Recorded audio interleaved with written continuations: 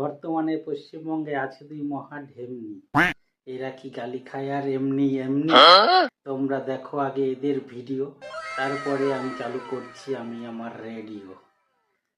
রঘুনাথপুরগঞ্জে যে ঘটনাটা, অন্ধভক্ত, গোবর খেকো, অশিক্ষিত, গুটকাখোর, গাঁজাখোর, মদখোর, যাদের কোনো জাত নেই, এই যে ঘটনাটা ঘটিয়েছে, যদি মুসলমানরা একবার শুরু করে থাকতে পারবে তো তখন শুভেন্দু অধিকারী কিছু বলবে না তো, শুধু সময়ের অপেক্ষা।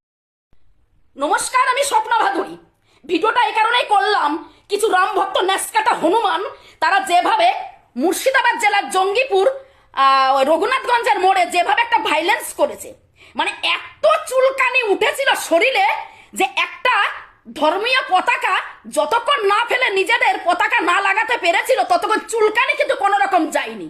আমি বলতে চাই ওখানে নিশ্চয়ই রঘুনাথগঞ্জের থানার মানে লোকাল থানার প্রশাসন উপস্থিত ছিল, তাহলে লোকাল থানার পুলিশ প্রশাসন থাকাকালীনই এই ধরনের ভাইলেন্স কেন হবে? এটা বাংলার মানুষ জবাব চাই। সনাতনীরা যখন অত্যাচারিত হয়, নির্যাতিত হয়, তখন ওদের গল্প সেকুলারিজম সেকুলারিজম সেকুলারিজম। আজ যেই একটু মুসলিম অত্যাচারিত হয়েছে সেটা দেখে ওদের উঠে গেছে সেক্স সার্কাজম, উঠে গেছে সেক্স সার্কাজম।